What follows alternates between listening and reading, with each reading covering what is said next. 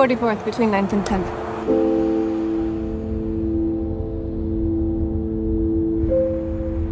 It's nice you're not on your phone. J'ai beaucoup aimé Daddio, premier film époustouflant d'une jeune scénariste, Christy Hall. L'intrigue en est pourtant banale et comporte peu ou pas d'action. Une jeune femme arrive à New York et monte dans un taxi à l'aéroport JFK pour rentrer chez elle à Manhattan. La conversation s'engage avec le chauffeur sur un mode badin, impersonnel, mais aborde peu à peu des questions plus intimes.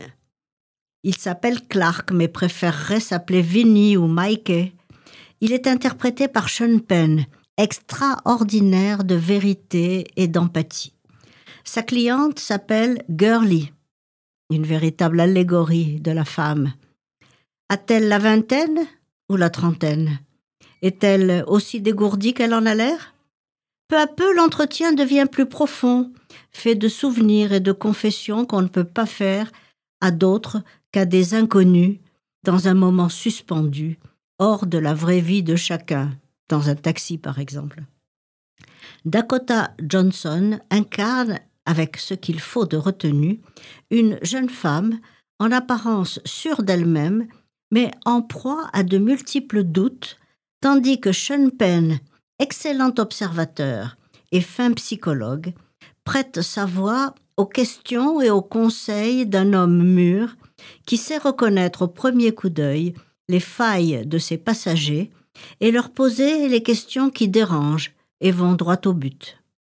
Daddio n'est pas un énième film de taxi, genre décidément inépuisable. C'est un mélange de huis clos et de road movie, invitant moins à la traversée de New York qu'au voyage vers l'autre. Et c'est ce qui m'a vraiment séduite. Ne le manquez pas. La qualité de son écriture, l'alchimie évidente entre ces deux comédiens et sa mise en scène très sobre créent une atmosphère d'une chaude sensualité et l'émotion qu'il provoque vous embarquera à votre tour dans ce trip nocturne si freudien jusqu'au tréfonds de l'âme humaine.